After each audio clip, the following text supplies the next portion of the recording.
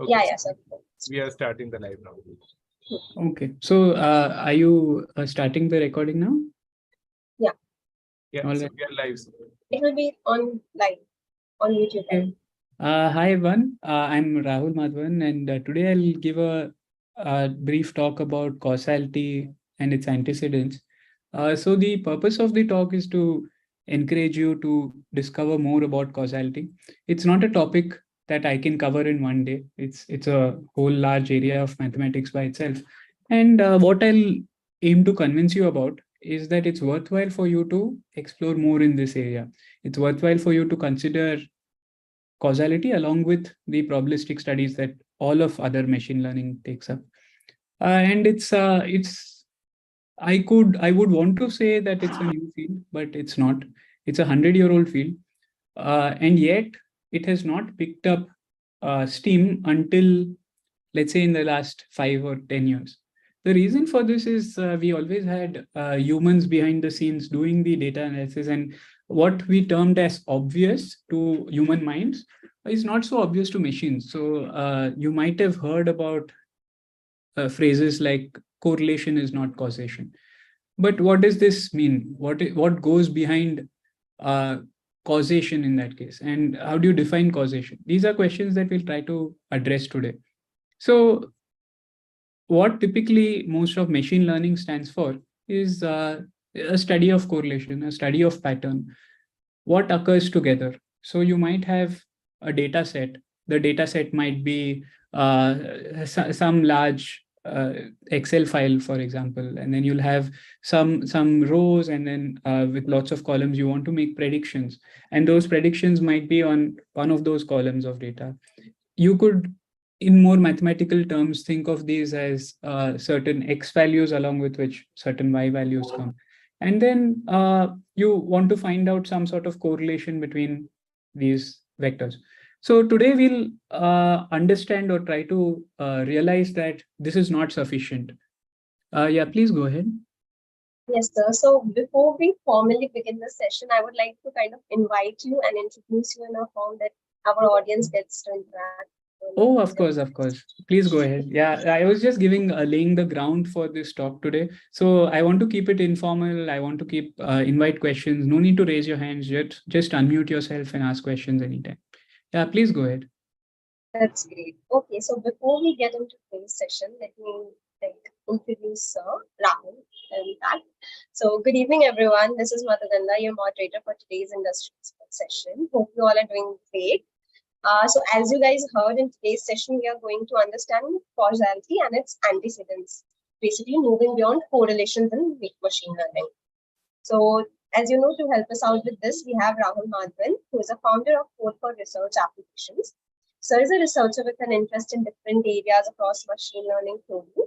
While his PhD is in the area of causality and reinforcement learning, he has recently worked on the topics of NLP, specifically how to detoxify and debias the language models through causal approaches. Rahul has headed the data science team at startups like Atidiv, Cuemath in the past before delving into machine learning. He was also an investment banker, which is super interesting, trading options at Barclays, Nomura, and prior to that at Lehman Brothers. So we are really excited to have you here with us today, and thanks a lot for your time, and thanks a lot from the whole IITM BST team. I won't take much of your time, and yes, we can now formally begin the session. Thank you so much. That was a very exciting introduction. I'm not sure it's worth all of that, but I'm excited to be here. I'm excited to speak to all of you. The very reason I took up this entire thing is because BS is affecting so many students, all students who perhaps are not directly able to interact with industry folks are able to interact through such sessions. So which is why I was so happy when they approached me to speak on certain topics. I chose one of either causality or reinforcement learning, and this session is on causality. So what is causality about? I gave a very brief talk about this just prior to the introduction, but what we wanted to say is all of your learning has been sort of correlation based, and today we'll try to understand what is causality. So we'll start very slow. So we'll try to understand what is causality and try to ask And I want to ask the students what you think about the presentation as well. So I want to keep it very interactive. So feel free at any point to unmute yourself and ask questions. Feel free to answer what I'm asking. The reason for that is because the more informal it is, the more you get to learn. If it's a one-way me delivering a talk to you, the learning obviously might be slightly lower. So with that in mind, let's start. So I'll probably hope to convince you about the need to go beyond correlations in 4 pictures. So it's a story that I'll tell through 4 charts. So the first chart is the following. So the chart is presented as with time on the x-axis. We are going to look at the revenues earned by different arcades. So this is the y-axis on the left side. And on the right side, you might be able to notice that we are having the number of degrees. Clearly, as per this chart, the 2 charts are highly correlated. The 2 charts are almost coincident on each other. Does that mean that the total revenue generated by arcades, let's think of arcades as certain gaming companies, is because of the correlation with computer science doctorates? Are we going to say that the total revenue causes computer science degrees? Or are we going to say the other way around, computer science doctorates coincides with arcades? Probably neither of this is true. This is a purely coincidental occurrence. But if you give this sort of data to a data scientist, all of you are going to become, I hope, data scientists in the future. Or if you give it purely to a machine, if you have heard of ChatGPT, you give it to a ChatGPT and you ask, can you find out about patterns? It's going to say exactly that computer science doctorates are increasing with the arcades in the country. So if you give this sort of data to a policymaker, imagine like a machine learning algorithm in the future becoming a policymaker, and it obviously wants to create like computer science degrees because computer science degrees corresponds to, let's say, a better growth of the country and so on. Then as per this kind of chart, you might say that let's increase the number of arcades in the country, which is arcades being gaming companies. So let's increase the number of gaming companies towards increasing computer science degrees. And this is a totally false, I hope it's very clear that this is a totally false correlation, because there should be no reason these two are coincident. So you have any questions here, or can I move on? I just want to show you a couple of other points similarly. So this is more on a funny note. So if you look at in pizzas, you have this thing called mozzarella cheese, and then you look at civil engineering doctorates awarded. So these are PhD degrees in civil engineering versus the amount of cheese consumed in mozzarella, cheese consumed in pizzas. You'll find they are highly correlated. So do you say that, okay, you want more civil engineering doctorates so that, you know, more roads are built? So can you say, okay, consume more cheese? It absolutely doesn't make sense. To a human, we clearly know this. To a human, like, this is very obvious. This might be coincidental. You give this data to a machine, and the machine is going to say, yes, civil engineering doctorates are caused by or correlated to, and therefore caused by mozzarella cheese. It might make statements like that. And therefore, I hope to convince you through these stories that this is not actually true. There need not be any sort of correlation, reason for the correlation. The correlation might be completely coincidental. For example, you go to a larger time frame. You go, instead of 97 to 2008, you go to a larger time frame, the correlation might be lost. If you go to a different data set, if you slightly tweak the data as to whom you sampled, for example, maybe you sampled the country US. If you go to India, maybe that looks different. So you tweak some things about it, it will break down. But given the data that you have, the correlation seems right. So you should always question the data. So this is another thing about correlation, that it could be purely due to sampling. Now, this is obviously another, you might say that space launches correspond to aerospace degrees, but here space launches correlate very highly with sociology doctorates. So you might say, okay, let's all study humanities. Not that we shouldn't study, I think we should study, but not because we want to have more space launches. And similarly, this is the probably the best one of all. So if you study more math, you will probably create more nuclear plants. So this is what the data says, and therefore you should not believe data. Now, is this the full story? Where you started learning data science because people told you don't believe stories, believe the data. And now I'm telling you don't believe the data. So what's right? So think about this. Like typically outside of this domain, I'm sorry, like many of you are asking questions on chat. I'm unable to see questions on chat. It would be very beneficial for me if you could just unmute yourself and ask the question as it is. Not questions, I these see a are few more questions here. like comments. These Yeah. are like comments.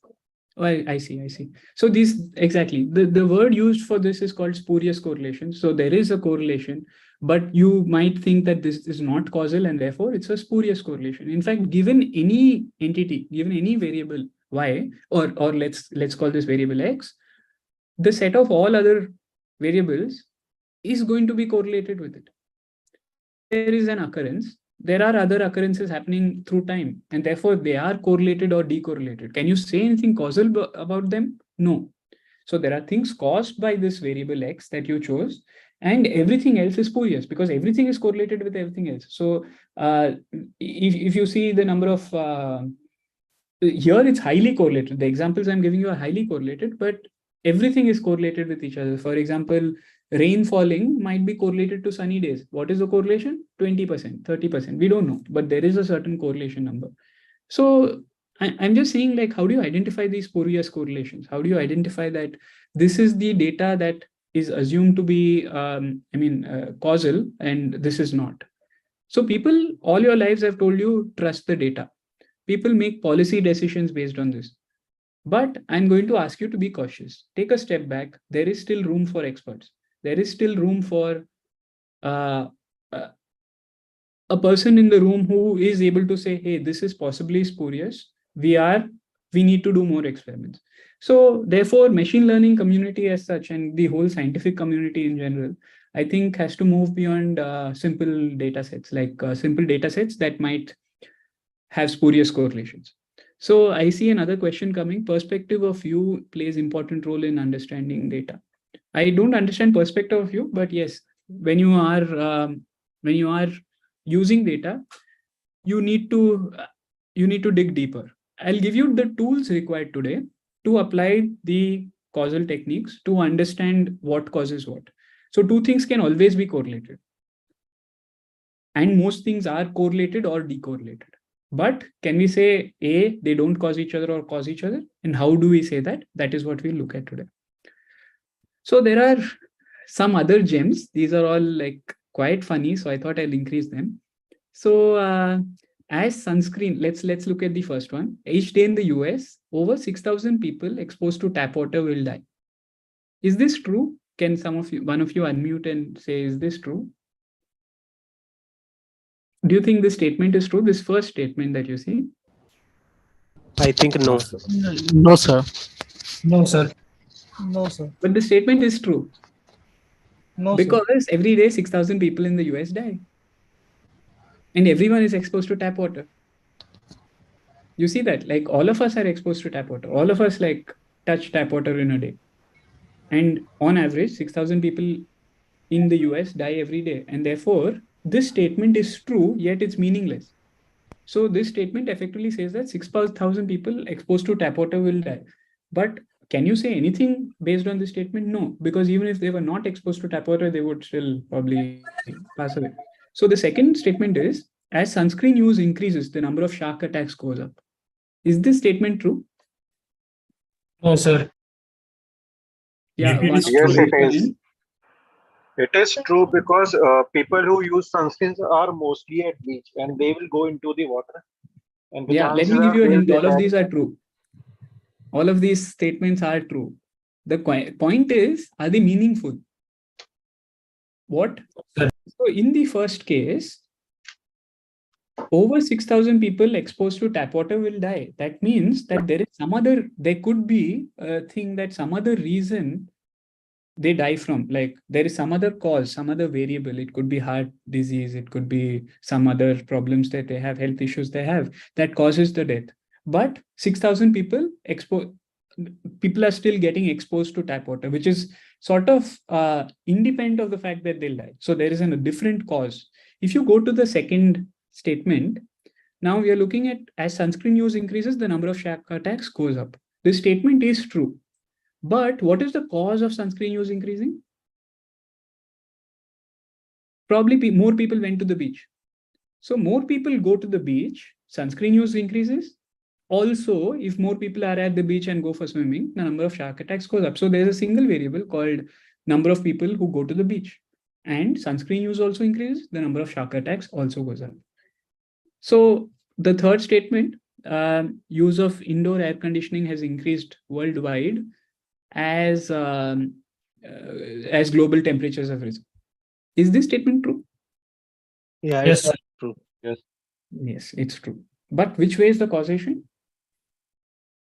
It's mainly related to CFC, I guess, the air conditions which we are using, and through which the ozone is also affecting and the greenhouse gases and Sir, all. it's not related to CFCs because we have stopped using CFCs long ago. It's due to the temperature differential. Means the air conditioner is making the inside temperature low, and it is Due to No, the it's exhaust true. All of you temperature, are if true. you Now Increasing take a step. temperature All I'm by asking you one of is the take a hot step back.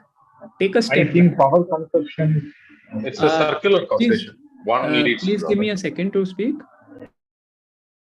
Yeah. So what I'm saying is, all of you are true that there are two variables here. One is the air conditioning, and the second is temperatures rising.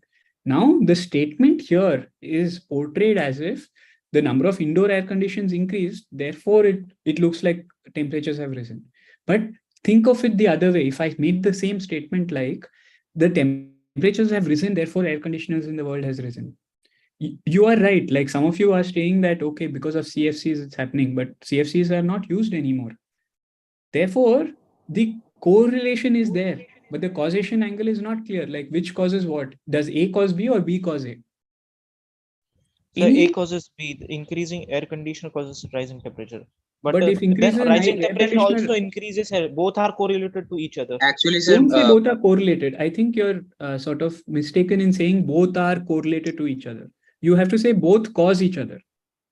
there Right? are no So you are clear. already, it's so ingrained in some of you that correlation is causation. Right? No, Take a step there back. is no clear causality here. There is no clear causality here. Exactly. There is no clear causality. But if I was to make the statement, as temperature rises, air conditioners increase, that could be a causal direction. This could also be a causal direction. All I'm saying is it's not clear. Don't state that both are like A causes B or B causes A. It cannot be A is correlated to B and B is correlated to A. That is kind of obvious. Like both correlations are equal to each other. Like there is no difference in correlation of AB versus BA. So this is the terminology change that will come, I hope, after this talk, that you want to say things like there are variables which cause other things, and you want to find out the direction of causation. Now, like very initial thoughts, like please raise your hands because all of you are otherwise speaking over each other. But is there any way to find out which is the causal direction? Anything comes to your head? Any ideas on how you can find out? Yes, please go ahead, Abhinav. So Abhinav, we can, yes. So we can find out the direction by just studying it and seeing what was caused first, and just looking at the initial reason just by having a research and study on it. Okay, fine. Anyone else? Sir, by using correlation coefficient. Correlation coefficient, but that's exactly what I'm saying. Correlation coefficient will not give you anything. It will give you one coefficient for A, B, and BA. So you'll not be able to say whether A cause B or B. But we can check that whether it is strongly correlated or weakly correlated. Say it's strongly correlated, and yet you don't know that A caused B or B caused A. In this case, there is a strong correlation. Please, someone else. Any ideas? So I'll take a last Yes. point. A lot of you raising hands. I'll take a last point. I'll move on to this, giving my own interpretation. So we could welcome hypothesis from many people for whatever we are trying to conclude, but we could test it statistically and come to conclusions. Like there are many things scriptures say, there are many things people say, but we can put it to test by practically verifying. What is the verification? That's the whole experiment, right? You are saying let's experiment, but what is the experiment? What if we Empirical evidence? Empirical Yes, evidence yes. of what? Of the experiment that we do. Any proposal, any hypothesis we propose. What is the hypothesis? Hypothesis A cause B or B cause A. Okay, let me move on. This is a great starting point because all of you are thinking about the problem, and that's exactly what I wanted. So it's not very clear what we had to do, right? Like, sorry, Akash, go ahead. No, I was to speak on that only. Yeah. Okay. Please. Yeah. If you have a point to make. I think we have two variables, so we can say that let's fix one variable. Like if we and move another one in a different direction, like both were Very positively nice, Akash. You have got the answer. I think you're. Yes. Yeah.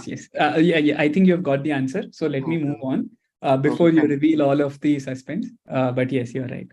So what Akash just said was fix one variable and do something with the other variable. So that was a very nice answer. And I'll give a more color to what he just said.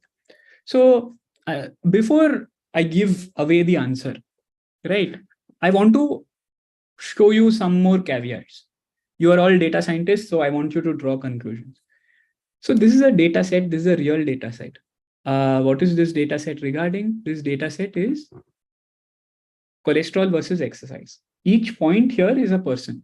They have this much cholesterol and they do that much exercise. So the goal is, let's say you want to reduce, you're a heart surgeon, you want to reduce the amount of cholesterol. What should you do as per this chart? I'm guessing you've seen this chart before. Some of you are saying Simpson's paradox.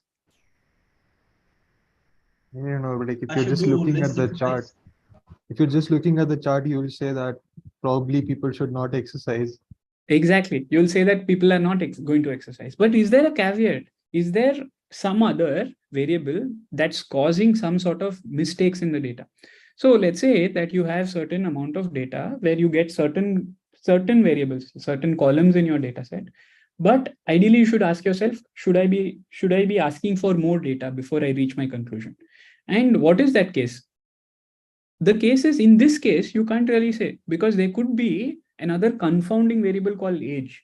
And it could so be that somehow you got this data that in each age group, let's consider 5 different age groups here. Let's say 5 to 15, 15 to 25, and so on. I've just bucketed into 10, 15, 10, 20, 30, 40, 50. Within each data set, clearly, more the exercise, the less the cholesterol. No, Nardapriya, like I'm giving you the answer here. It's not that the dietary intake of the person is missing. It's that the age was missing, right? So the age, if you stratify by the age, if you increase the amount of exercise, your cholesterol is going down. But somehow when you put all these ages, when you lost the age information, then suddenly you're seeing the previous chart, right? So you see what's going on here. So the data that you see, which was not fixed for a certain age, which is called a confounding variable, is sort of giving you false conclusions. So what should you do? You should ask for more data regarding what you think might be affecting something that might affect both cholesterol and exercise. As people become older, they are likely to have more cholesterol. As people become older, they are also likely to exercise less. Therefore, you should ask for data regarding age group. Possibly you should ask for gender-related data also in this case. If you cannot ask for any information, you have to say all things being equal. So in that case, you have to ask for data within each subgroup, whatever group you have. So ask for as much information as is possible. If such information, any amount of information you have, if it's fixed, then somehow if you are able to say that within similar groups, you classify the data into similar groups, within each similar group, you do your exercise of cholesterol versus exercise. as in the variable of interest versus the variable of control, which is the exercise versus interest is cholesterol. If similar groups are behaving in a certain manner, that is the only way in which you can say draw a particular pattern. With the overall data, you cannot draw any pattern, as I'm showing in the chart on the right. So this is exactly what someone was saying, that it's absurd, or it's Simpson's paradox. And this is why I say causality is like 100-year-old field. Exactly 100 years old, 100 years back, this is the kind of stuff that was known. And the drug appears to help both all kinds of. There is a certain chart that I wanted to show, but the drug appears to help both men and women, but it hurts the general population. I think I've skipped that chart. But what we are saying is, you ask for more information, ask for age group information, ask for age information, gender information, if you are able to at all. If you are not able to, take data from similar age groups, similar data sets only, similar demographics only. So yeah, somehow like this went into the next slide. So let's look at this chart very quickly. It's not a chart, but some data that you have. So now I give you drug versus no drug, right? I give you this particular data set. I ask you, should the drug be taken on? So you would look at combined data, like why can some of you who are interested in answering just raise your hands and try to answer. If you look at the combined data set, yeah, please go ahead, Janet. So I'm just asking you to look at the combined data set here, and the drug seems to not help. And if you look at the individual data sets, in each case of men and women, the drug is helping. So what should you do? You go ahead, Janet. Based on the combined data, I wouldn't particularly mention it for all of the general public. However, yeah, I think I would. However, for men, you would use it, and for women also, you'd use it. So what is going wrong? So should you use it? Should you not use it? So yeah, go ahead, Abhinav.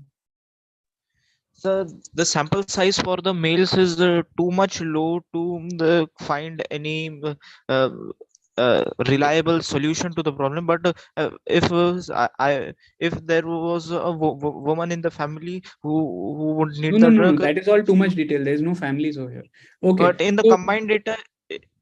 But in the combined data, if you see that the more reliable option would be to not take it until more research is done. No. There's no more research. This is all the research that's available. Okay, so I'll give you the answer.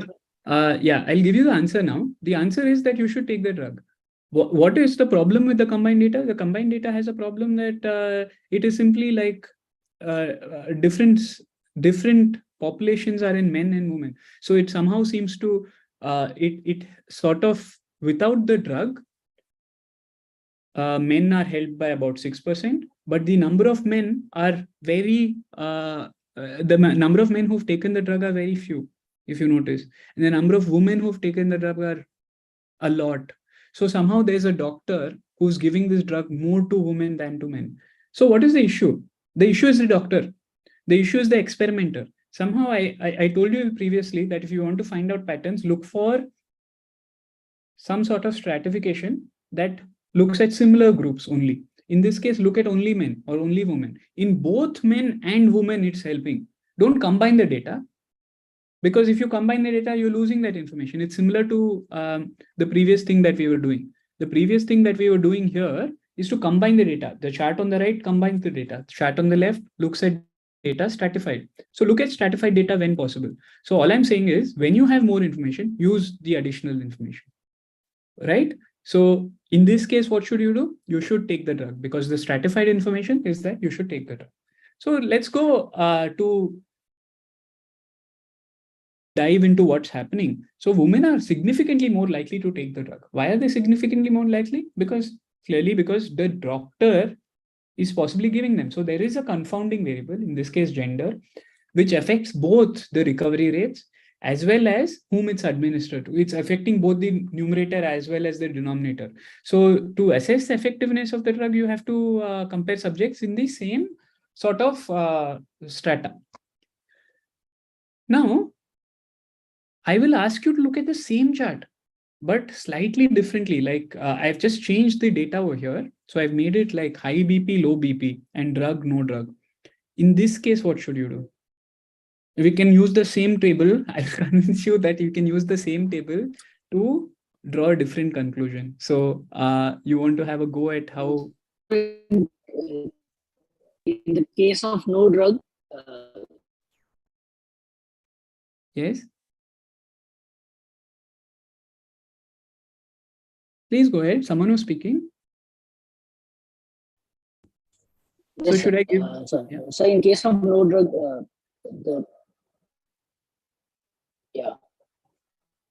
So am I audible, sir? Nice speak, or like, do you have anything to say? So I think I have some trouble with my network. I'll come back to you later. Yes. So I'll go ahead. So Subid was, I think, trying to say the following, that in this particular case, the administration is also leading to high and low BP. In the earlier case, we were looking at male, female. I don't know whether you can see my mouse. On the left side, there were two rows, which was male and female. These were different strata. In this case, low BP and high BP are both different forms of the disease itself. These are both outcomes.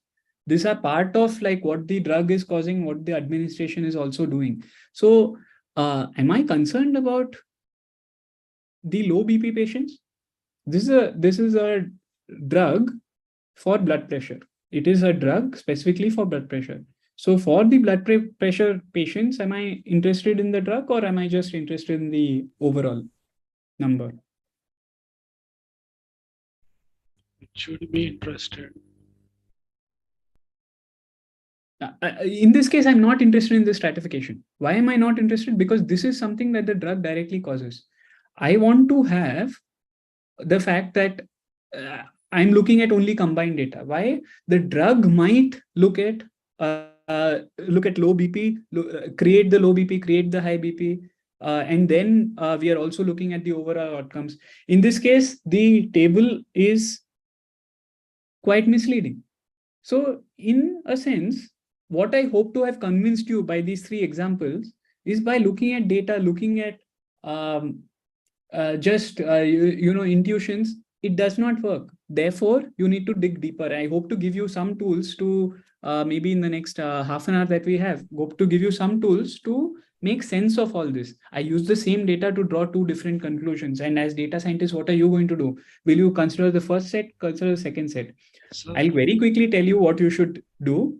If you have demographic data, male and female is not caused by drug. If male and female is not caused by drug, then stratify. In this case, yes, Mayank, let me just complete. So if male and female is not caused by drug, stratify based on that. If the high BP, low BP is directly caused by the drug, don't stratify based on that. That's the conclusion that we'll reach through this. But yeah, please go ahead with your question. Sir, I was saying that doctor, it can be like this, that doctor is giving drug to the low BP patients and the recovery rate is quite good. It's 83%, and for some people, the doctor who is giving to high BP patients, the recovery rate is quite low. That's why most of the drugs. No, you're right. Like all of these are possibilities. The question is, how do we decide? The question is, doctor could be doing this. We don't have all of that data, right? So in this case, what I'm saying is, if the rows are independent of the treatment, this treatment being the drug, in this case it is, then don't stratify. If you are having some sort of male female, is male caused by, is the patient being male caused by the drug? No, right? You are by birth a man or a woman. So in such cases, like, you can stratify. That's all I'm saying. So we'll go ahead. So what are the four different kinds of variables that we have? Like when you see variables, your mind should always go to what kind of variables could they be. So this is the intervention. The intervention is equivalent to the drug that you're administering, or any kind of decision you want to make. The outcome is what your interest variable is. For example, some decision maker might say, I want to increase the GDP of India. Some doctor might say, I want to improve patient outcomes. These are the outcomes. But there are apart from the direct effect of the intervention on the outcome, there are various different kinds of variables. So for example, there is a I'll come first to moderator. Moderator variable is something that affects the influence of the intervention. So intervention causes the outcome, that is certain. But this moderator variable will increase or decrease the amount of cause. So for example, if you are able to say that there is a certain variable that will increase the effect. So for example, you are taking crocin that will reduce your temperature. But if you take crocin along with one more drug, it will increase your temperature faster or slower. That is an example of moderator. It doesn't change the effect. It doesn't change whether there is an effect or not. It will just increase the speed or amount of the effect. So this is called moderators. What is a mediator? Mediator is a variable that is an alternate path of causation. So for example, the intervention also causes the mediator. It also causes the outcome. So, and in this case, the mediator also causes the outcome. So you have to be kind of careful when there are mediators. Why do you need to be careful when there are mediators? You want to, if in your data set you do have mediators, you want to say that, acha, did the intervention directly cause the outcome, or did it cause through some other effects that you have? For example, if income increases, then you might say the lifestyle or the happiness level increases. So it might be because income increased, directly I'm happy. Oh, I have more money. But it could be that my income increased, therefore I could buy certain things that made me happy. These are all the mediators, and that caused happiness in me. So for example, I can buy a car, I can buy a house, and buying a house or having a house is the mediator in that case. Income is the intervention, directly increase the income, and the outcome is happiness in that case. So this is how you should think of mediators. Mediators are not that dangerous, as I said. In fact, the reason they're not that dangerous is because, okay, I increase the income. The government says, okay, I want to give poor people money. They don't care so much what you do with that. Sometimes you become directly happy because you have more money, or you become happy because you have a house. It's okay. It increases happiness. So in that sense, mediators are not that bad. Now let's come to the dangerous variables, which is the confounders. The confounders are variables that cause both the intervention and the outcome. These are the kind of variables that we saw in the Simpson's paradox, where the confounder was age. Money cannot buy happiness, but lack of money will cause unhappiness. Sure. But money causes happiness. Money intervention causes happiness. Oh, you're saying cannot give you happiness? There is sufficient there is sufficient evidence to show that money causes happiness when you are poor. So if you are a poor person and you give a poor person money, they become more happy. Of course, the amount of happiness that you have goes down with the amount of money you have, but there's still a positive causation. So the confounders are the dangerous ones. I was just, if you others didn't follow, I was responding to one of the comments that Debaspit made. So confounders are the dangerous ones where age, for example, in the Simpson's paradox, caused both cholesterol as well as the exercise. So this is a dangerous one. The drug in the second case that we took affects both the gender, like whether it's given to male or female, and also affects the outcome. So confounders are the most dangerous variable. If you think there is something else, a confounding variable that causes both your intervention effect, beware of it. Get that data, control for it. Like as long as you control for the confounder, which is to say that if there's a confounding variable, you keep it constant. Then only you can study causations. The third is the fourth is covariate. They just move with the data. You don't know whether they are causative or not. In fact, they are not causative. They just happen to be correlated with the data. And these are the three charts that we saw at the start of the talk. They're just varying with the kind of, they're just varying with the other variable. So the second example that we saw, I just want to note that this BP, high BP, low BP was a mediator. And therefore, we were kind of okay with not stratifying the data. We wanted to see all the effects of the intervention, the combined effect, whereas there was a confounder in the case of men and women. So you want to control for it. So you say that, okay, I block the effect. So you say that confounding variables are kept constant. mediator variables, it's okay if they vary. So let's move towards the causal model. So we want to give a working definition of causation. Someone actually spoke about this. At the start, I asked the question, how do you actually check whether something causes another variable or not? And someone said, okay, keep it constant and so on. There's actually a very specific method by which you can do it. So the specific method is, I'll explain it simply as all other things being constant, if varying one varies the other variable, then if varying one, then variable one causes variable two. All other things being constant, if I move variable one, does it move variable two? So I'll give you an example. So all other things being constant, if the temperature, global temperature increases, do the number of ACs rise? What do you think? Hi Bivash. What do you think? If the temperature rises, do the number of ACs increase? Yes. Therefore, does it cause it? Yes. That's the answer. So all of if you want to see correlation, this is the answer. This is the way in which you should do it. Like control for everything else, keep them constant. If you move one, does the other change? So if the number of ACs increases today, not past CFCs or not, if the number of ACs increases today, all other things being constant, does the temperature of the world rise? Possibly, unclear. I don't know.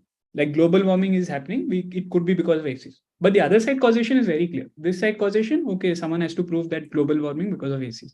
But okay, number of ACs increases, you can say, okay, more coal burned to produce those ACs and run those ACs and so on. So there is some sort of link there, but it's not clear it's direct. This side is direct. I'll give you another example. Yes, Akash. No, I just want to say that we can also measure through sensitivity, right? No, sensitivity will give you the amount of movement. Sensitivity will not give you the direction, right? Okay. We are here looking at directions. Correlation is also, if correlation is positive, you can say that there is a positive way in which both the variables vary. They vary together is what you can say. You cannot say whether A causes B or B causes A. One of them is causing each other, or it might be through a third variable. So sensitivity does not address causation. The specific thing that addresses causation only is keep things constant, vary them. For the purpose of this talk, of course, you go deeper, you'll find other things that you can check using. Now, to sort of understand the implications of these variables, we look at things called graphs. What are these graphs? You draw variables that are of interest to you. Call them draw round circles around them, like what I did over here. Draw circles around them. Age, demographic, gender, let's say treatment, let's say some sort of drug, let's say the effect, which is happiness or mortality rate, or whatever you are considering, and then draw variables around this. Then try to draw arrows where you think A is causing B. And how do you check whether A is causing B? Think to yourself, if you can't think to yourself, do an experiment. If I change A without varying anything else, will it change B? So I'll give you the canonical example in this area. So two things always occur together. When the sun rises, birds start making noise. So when the sun rises, birds start making noise. Every day morning this occurs. There is a high correlation between birds making noise in the morning and sun rising. Does sun rising cause birds making noise, or the birds making noise cause the sun to rise? This is very obvious to us humans. This is very, very obvious to us. But to a machine, it doesn't understand. It cannot say for a fact that it's the sun which rose first and then the birds make noise. Because it will say, oh, there was birds started making noise before the sun was there also. But the way to check is, if birds make noise, will the sun rise? And the answer is no. Very obviously not. All other things, being constant, which is to say, okay, let's say it's 12 p.m. or whatever time. Bird starts making noise, will the sun rise? No. But sun rises, will the birds make noise? Yes. So this is the way to check. This is the sort of experiment that you want to do in your data sets to check for causation. So this is something, what I mentioned here is something called an intervention. Yes, Lakshminandan, what is that video? Oh no, someone was asking for the live streaming video link. I see. So the way I was putting it, I was actually putting the example that I mentioned here. So all of the things being constant, which is the direction of inference between the variables, and this is what I would like to do now, which is to do a quick check. So like I'll go into other things, but we'll do one quick check before we move on. Right? I think we are short on time, but it's worthwhile doing. So data shows that income and marriage have a high positive correlation. So your income will increase if you get married. Is this true? Is this not true? No, sir, it's not true. It depends. Like if we are talking about the whole family income or the personal income. Personal income. Well, it's not true. Because the more the man earns, the more chances that he will get married. That means earning is more important than marriage. It's not like that. No? If after marriage he gets a promotion and also there's a possibility. Please mute yourself because I can hear some background noise. But it could so be that earnings correlates positively with age, and age causes both increase of income and marriage. So it's not like all other things being constant, you get married today. Like this is the check, right? We'll go back to the check. All other things being constant, you get married today, your income increases. Yes, no? And the answer is no. And therefore, this sort of causation is not clear to me. There's clearly a correlation. Over a long term, maybe marriage will affect, but just take a person, get them married, will income increase? Likely not. Maybe there is something else that it affects called age and so on. Age affects both marriage as well as income. So this is a confounder. Age is the confounder that affects both marriage as well as income. So this is a second check I want to do quickly. So as the number of fires increase, so the number of firefighters. Therefore, to cut down on fires, you should reduce the number of firefighters.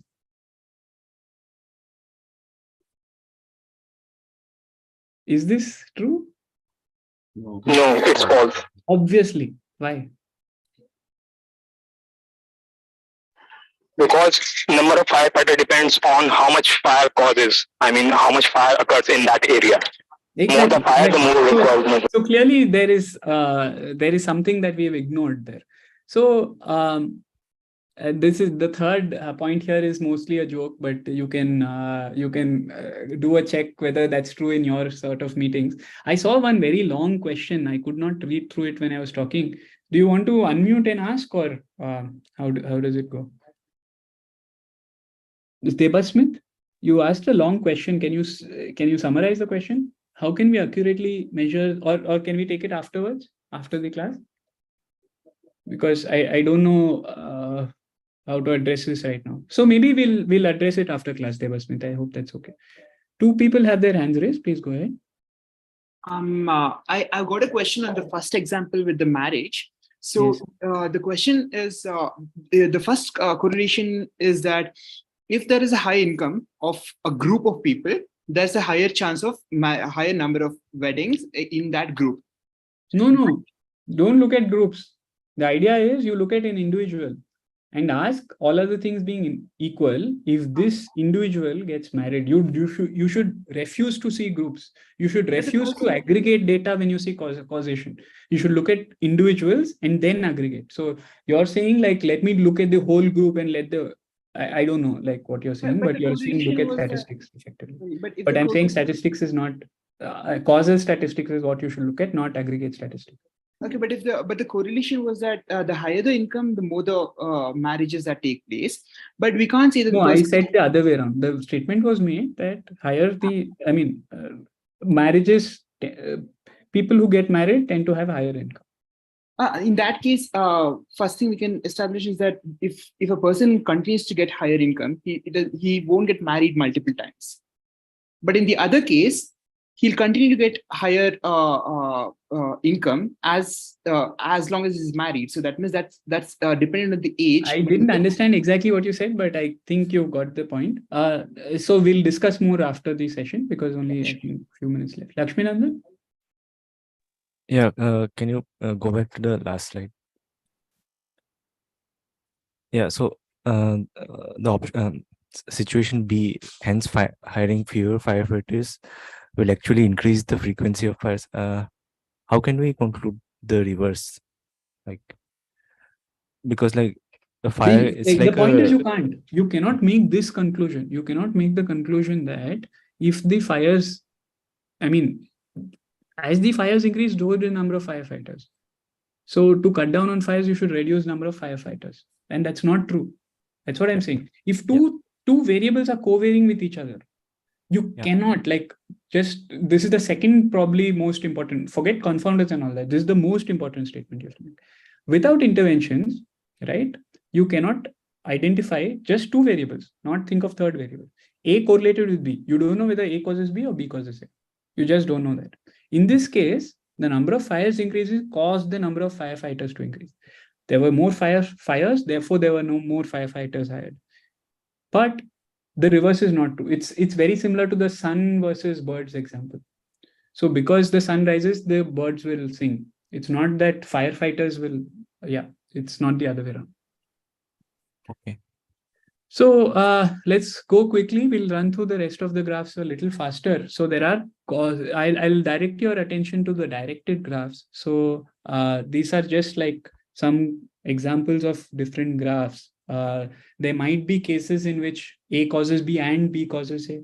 To a certain extent, that was true in the AC case, because we don't know whether ACs are causing global warming. And if that is true, both are causing each other. So that is also possible. So just some terminology, that X here is called a parent of Y if there's an arrow from X to Y, right?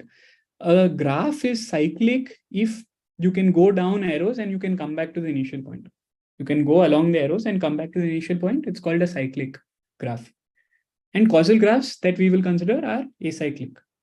Why? Because you can't have A causing B, B causing C, and C causing A. Like in the graphs that we will consider, that's not the case. It could be the case in some other graphs, like we'll not consider that. I have not seen very many examples of that. Now, someone spoke about sensitivity. This is captured not in the causal graph, because causal graph only gives you the direction. It's captured in something called the structural causal model. A structural causal model goes beyond the causal graph. Like look at the causal graph down below. It says X and Y cause Z. This much is known, but how do they cause Z? Then you need an exact function. So if you can say Z is equal to, let's say Z is the amount of rainfall, and it's dependent on number of clouds and the time of year, let's say. And here I'm just saying Z is equal to 2x plus 3y. It's a function. It's a linear function in this case. That is called a structural causal model. Structural causal model that says that for every variable that is a descendant that has a parent, you need a function.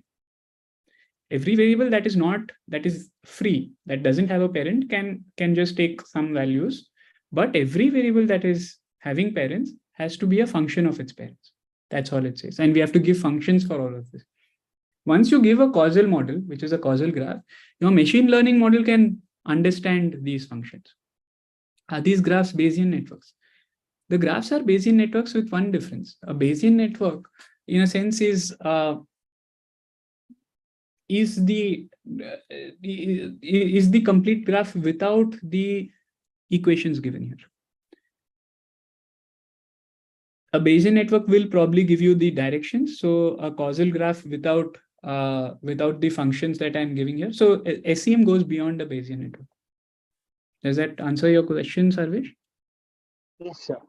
Yeah, it goes slightly beyond a Bayesian network. So we are giving you more power. Causal graph, then Bayesian network, then the structural causal model. So this is getting into some specifics. So you want to take the probability of some variables together. In fact, this is exactly what the Bayesian network is in.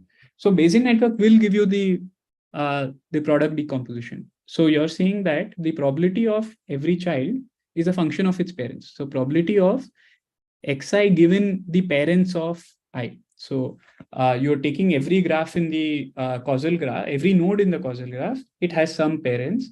So given its parents, it has a certain probability of occurrence.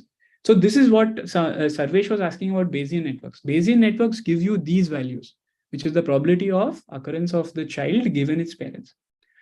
SEM goes beyond, in which it gives you the exact function in which it happens. So notice that like two different functions can give you the same probability value. So SEM is strictly stronger than Bayesian networks is how I would sort of think about it. So there are, of course, computational advantages, conceptual simplicity. It's quite simple in the sense, like I gave you a very simple method of computation, like all other things being constant, you just have to think about all other things being constant. If I vary one, does the other vary? So these are examples that I gave, but I'll try to finish in the next 7-8 minutes. So I'll just go slightly quickly, and in terms of questions, we can take it at probably 6 o'clock or something. So what does the graph structure tell us? So there are 3 types of graphs I'm going to give you: just chains, forks, and colliders. So literally, if you remember these 3 words, the kind of graphs that you'll see are kind of obvious. So what is a chain? Think of it as X, Y, and Z. So X causes Y, Y causes Z. Right? Forget these U variables for now. U are called certain noise variables, but forget the noise variables for now. Think of X, Y, and Z as the variables of interest. If you have like a linear function, like for example, I study well, I get into a good degree, I then have a good income, and then I have happiness, or I marry into a good family, or whatever it is. So I study well is like the X for a very long chain of events, right? These are called chains. This chain is a very nice one to study, because anything that is at top of the chain, you make changes to that, you're affecting very many things. So things like education are high on the chain. You change education as a decision maker, you're affecting a huge many things on the background. Things like good healthcare are at the top of the chain. So you affect healthcare, you're affecting very many things downstream. How to identify those? You vary education. Are you going to see variation in this in the downstream versions? Of course, I've given some equations over here, but you don't need to worry about that for the moment. There is some sort of transitive dependence. So in this case, I would say that the transition is between X and then Y and then Z. So X cannot directly affect Z. So if I block the effect of Z, if I control the effect of Z, so in this original case, we said that the drug is affecting recovery through high BP, low BP. But if I somehow control for the BP, if I say that I'll not allow the BP to vary, it is like controlling Y. In which case, it's like I put a blocker over here. I don't know whether you can see my mouse, but if I block this, then I'm blocking the effect of X on Z. So I should not block it. What is a block? Block is I control. I don't allow it to vary. In fact, I should allow it to vary. That's how X will affect Z. Right? I'm saying if education affects degree you get into, which affects, studying today affects degree you get into, which affects like income in future, I should not control for the degree. I should allow that to pass. I should not, I should combine all the degrees that have, that people who study and don't study take, so that the effect on downstream, like income in older ages comes through. So this is what I mean by intransitive. If you control for one variable, it might be an intransitive dependence. We'll go to the 2 other forms that are important. So this is called a fork. What is a fork? So you're considering a variable, again, disregard the noise for now, which is the U variables. Consider 3 variables, X, Y, and Z. X affects both Y and Z. So this is a fork, literally the shark example that we saw is this. So when it gets hot, people go to the beach, people also go for swimming. So the sun becoming hot, the temperature rising causes both of them. In this case, there is one more example shown that sun causes more ice creams to happen, and sun supposedly causes more robberies. So you can't say that ice cream causes robberies or robberies cause ice cream. That's both not true. You can just say that sun causes both of them. So this is an example of a fork. So one variable causing both the others. The third one is called a collider. Collider is literally like 2 different independent things like colliding into one variable. So in this case, if we are, these are typically the confounding variables, and therefore we must be careful of them.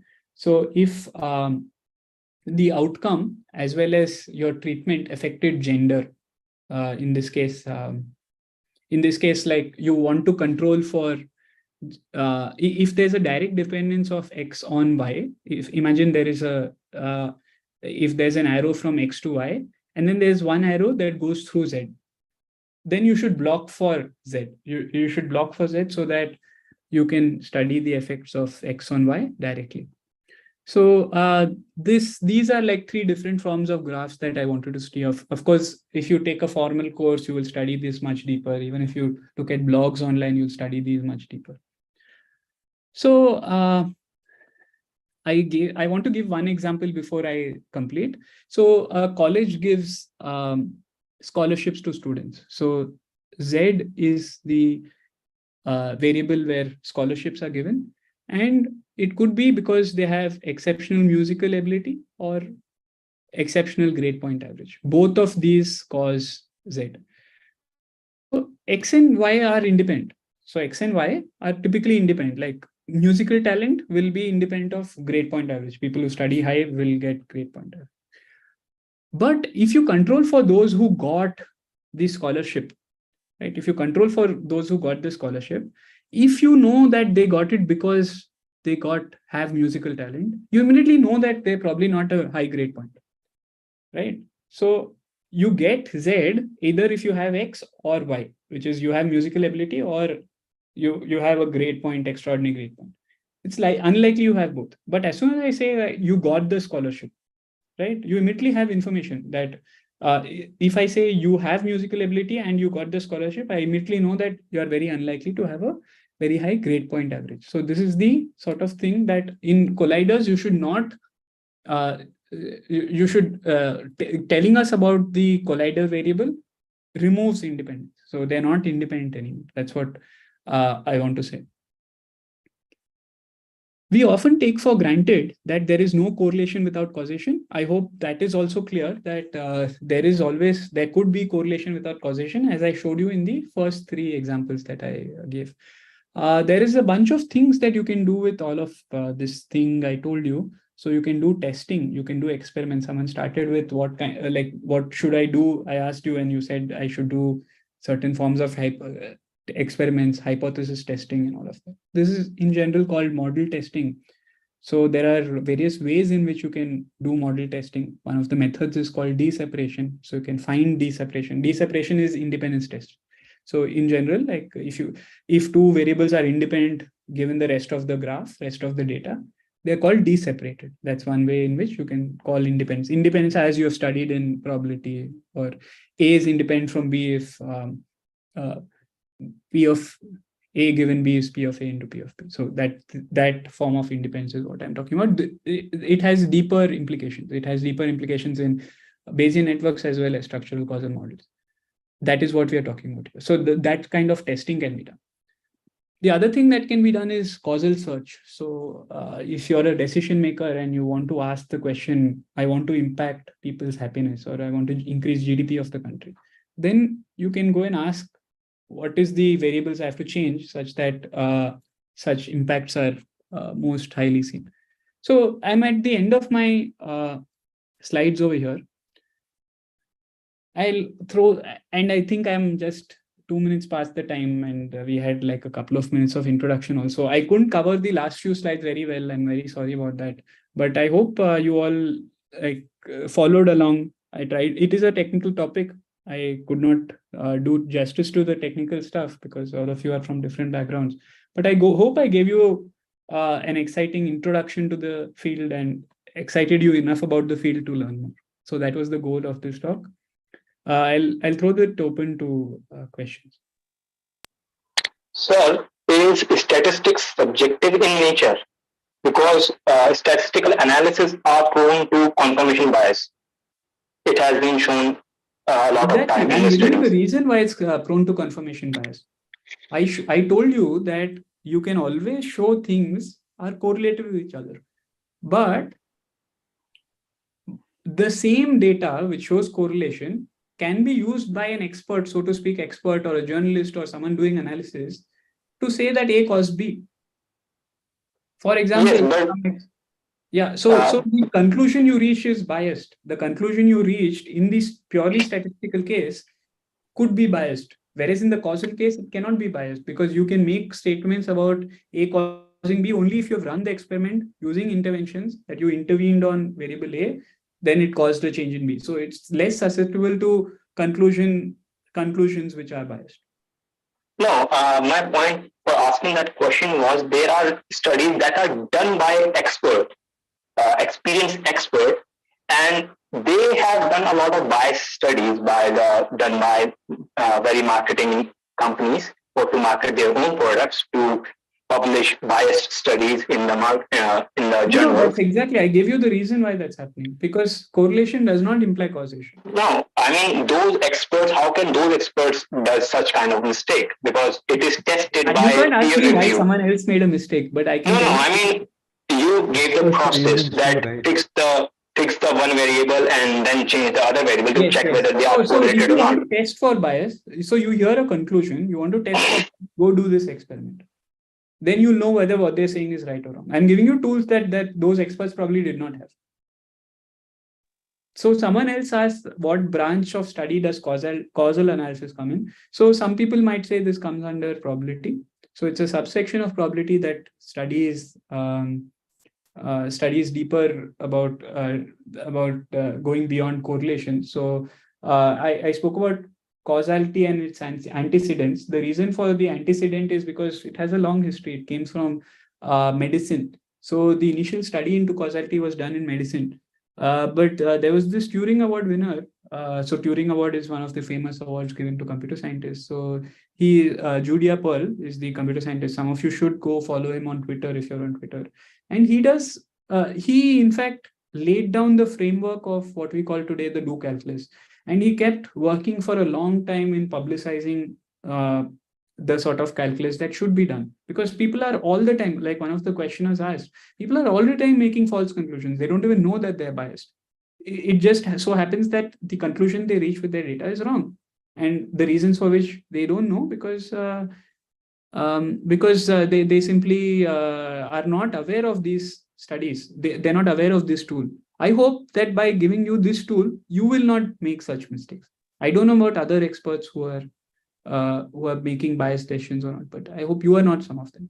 Do a causal analysis when possible, construct your causal graph, then apply machine learning. Of course, this is all very useful. It comes under probability. This is all very useful in machine learning. So I myself think of myself as a machine learning engineer, and this is some of the preliminary analysis you should do before drawing conclusions. So some more questions coming in. Can the slides be shared? I would prefer not to share the slides because I want this video to be self-contained. So yeah, sure. Like the kind of information that I've put in here is sort of not very hard to find. But I would lead you to some references. I spoke about Julia Pearl, right? And Julia Pearl is kind of a visionary in this field. So the visionary that you'll all have heard of is Geoffrey Hinton in machine learning, who sort of constructed the idea of backpropagation and took a long time for his ideas to go into the field. And Julia Pearl is like that. Most of his work started in the 1980s, 1990s. And it's now getting the fame that it deserves because machines are making the decisions that humans used to make. Humans thought of themselves as experts that thought, oh, causal directions are very obvious. I understand more than a machine. But machines are today going to make algorithmic decisions. They are going to look at data which are correlated and say that A caused B. For example, some machine learning models are today responsible for judicial judgments. They're responsible for court cases. In such case, how can you tell if there's a third variable causing the something crucial to, let's say, a judgment like a crime?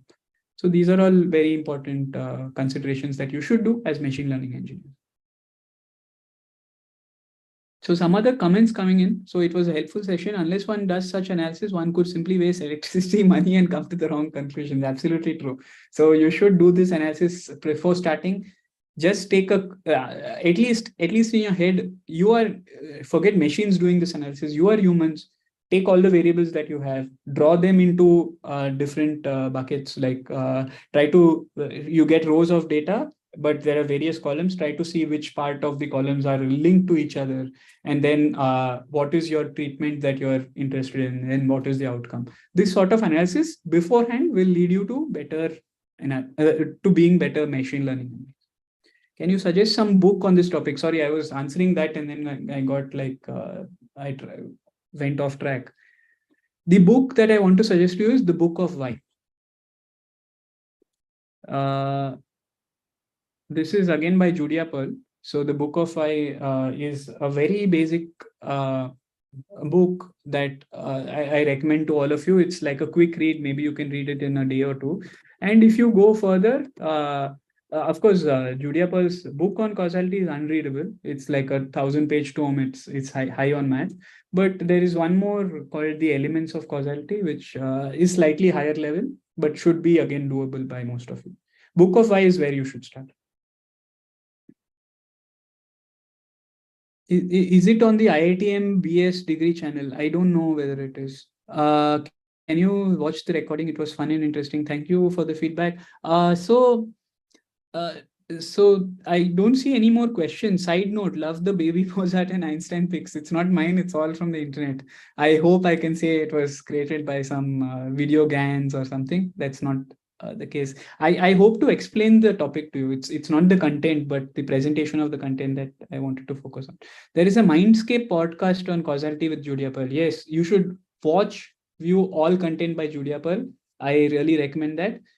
So this looks like the hierarchical Bayesian model. I would definitely add to that by saying Bayesian models are something slightly different. So as I said, Bayesian models need to follow only that one independence condition that I spoke about. The independence condition being the product rule, like the product of the child being something is the product of all its parents and ancestors taking on certain values. I don't think the Bayesian network would provide you actual equations, and it can be shown. I can throw counter examples at you by saying that SEM strictly contains more information. Obviously, if I give you the example, the equation, for example, A is B XOR C, XOR being the function, or A equal to B plus C. If I give you that, you can compute the Bayesian network from it. But given the Bayesian network only, can you compute the SEM? Probably not. So that's what I'm saying. This is more than Bayesian networks. So a couple of questions on Bayesian networks. That's what I would like to answer. So for every new question, we have to tell the machine which things to keep constant. Okay, this is an interesting question. Like someone asked, like every time we do an analysis, should we actually tell the machine what to keep constant? I think that's not necessary. So all I'm saying is do this sort of, don't keep things constant. Do some sort of varying. I think the variation is more important than the constancy. So the variation that I would say is very common in marketing terms. It is known as something called A/B testing.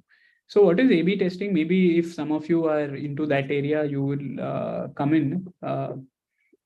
You might have looked at this. So A/B testing is saying that, so what does Google do when it wants to analyze something? So it will not look at which user is coming in. It will just change the color of a button. And it will check whether more people click the ad or click the button which was blue or which was red. And all things being constant. They're not controlling for any thing. And keeping things constant means that you might keep mediators also constant, but you need to keep only confounders constant. So keeping things constant is most often not the case. If you're looking at upstream tasks, most variables are mediators and not confounders. So be very careful about keeping things constant. The thing you should remember is keeping things varying, like what you should vary. You allow most things to pass through and just vary a few things, then you should be good. I think all of you are now, we are way over time. So like if any of you have questions, please feel free to email me. I'll try to dig deeper into any questions that you have. So we'll try to conclude over here. I'll just take one last question and then we'll conclude. So Rohankar asks, how does causal modeling help in machine learning? Does it actually affect learning of the model? Yes, it does. So if there is just a correlation and not a causality, can we do machine learning? Yes, you can do machine learning, and the machine learning model still gives you the correct answers, but the conclusions you draw from those machine learning models could possibly be wrong. So, for example, you might find that a machine learning model telling you that you run a linear regression of y on y and y on x and w. It will say that y equal to 3x plus 4w. I'm just giving you an example.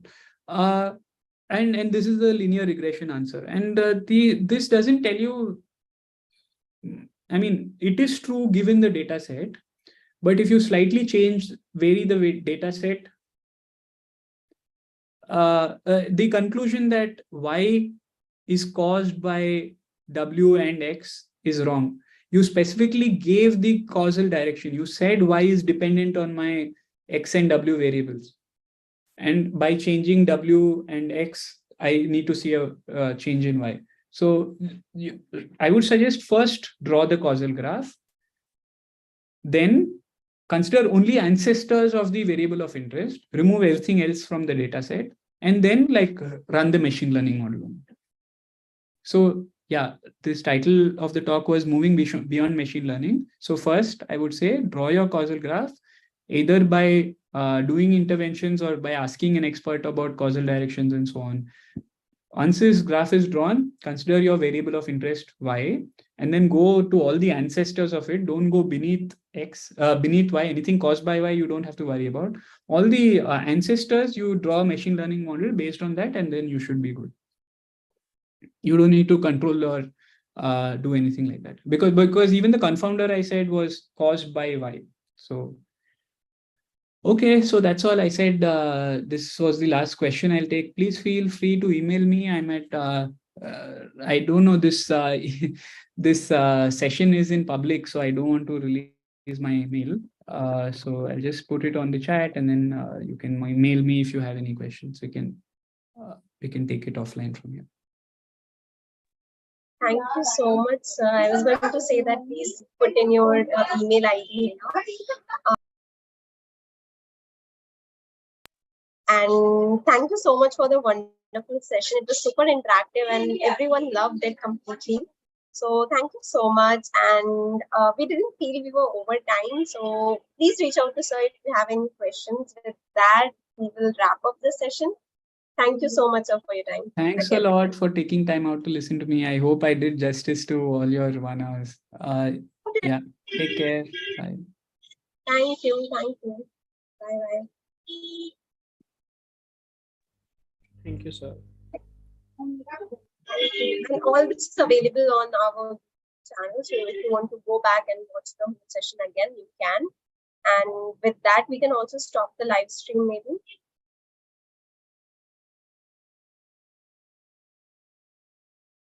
Thank you, everyone. See you all in next session. Bye-bye.